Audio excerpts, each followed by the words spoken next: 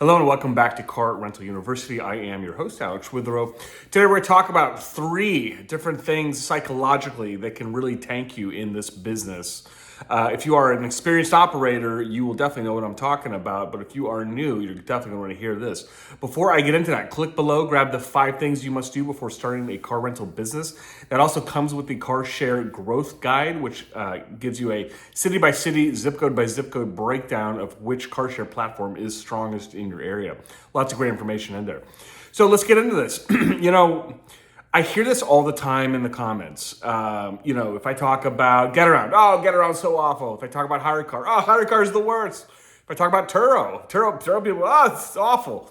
So, it's interesting and funny to me because I think a lot of people come into car sharing with the wrong mentality and they hear things about it that, oh, this is so easy, it's so passive, all these things. So, the first thing I want to say is that car sharing, I would say in general, is not passive. Now, that said, when you have up to 5 cars, I would say it's fairly passive.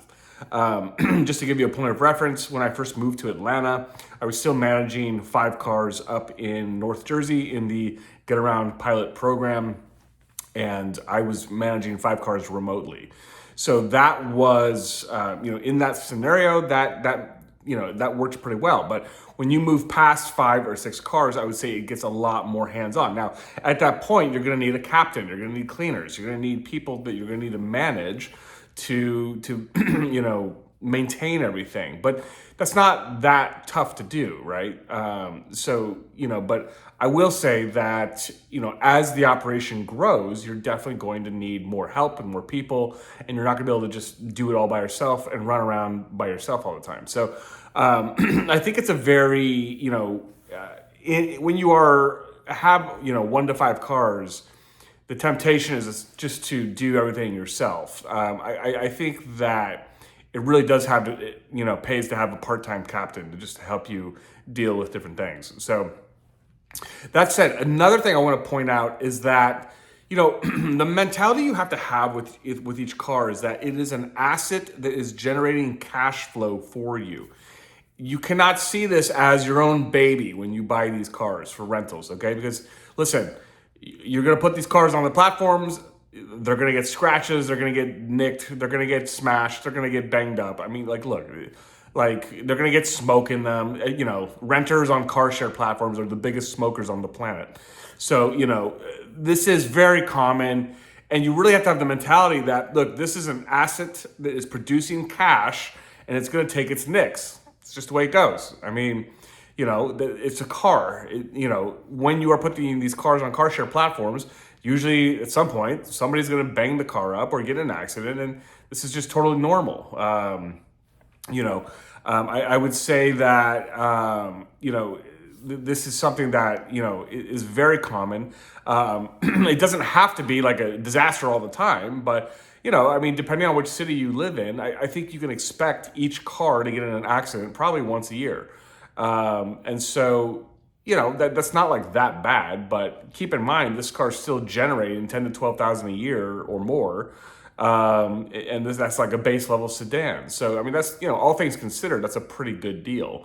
I think a lot of times people think about car rentals and they get so upset when someone steals their car or, and I understand that, but the cars always come back. Listen, I've had probably 3 cars have attempted steals over the years. They always come back, and, one of which I went back and stole it myself. So, that just adds to the fun and excitement of this industry. But all that to say, you just really got to see it as an asset that is producing cash, and just understand and mentally prepare yourself that it's going to take its hits, it's going to take its nicks and cuts. It's just the way it goes. So, but I promise, over time, it's not as bad as you think it's going to be. So, and then lastly, I would say just have patience in this industry. Every year, it is getting better and better and better. I've been in this business for about 7 years now.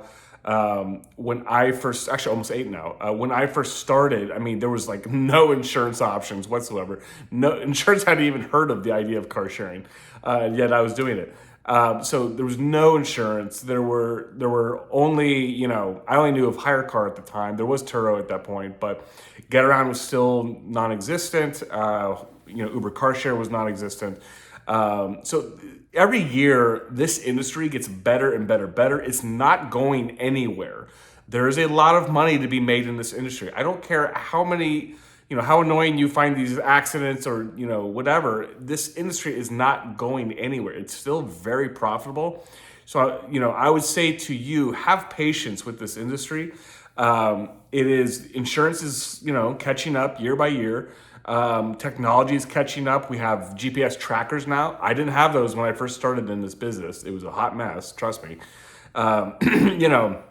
So every year, something is evolving in this industry that is really positive for it. So I would say have patience with this industry. There is, a long-term excellent viability and profitability in this industry.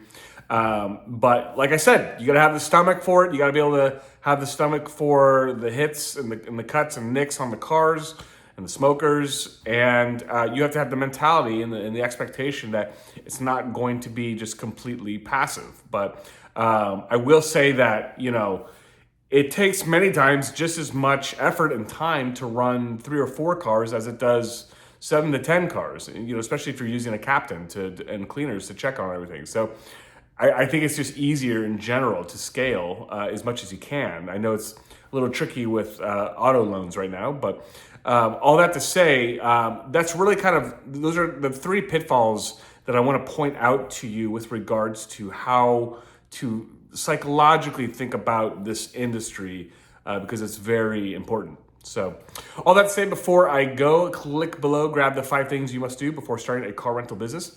I'll catch you in the next episode. Thank you.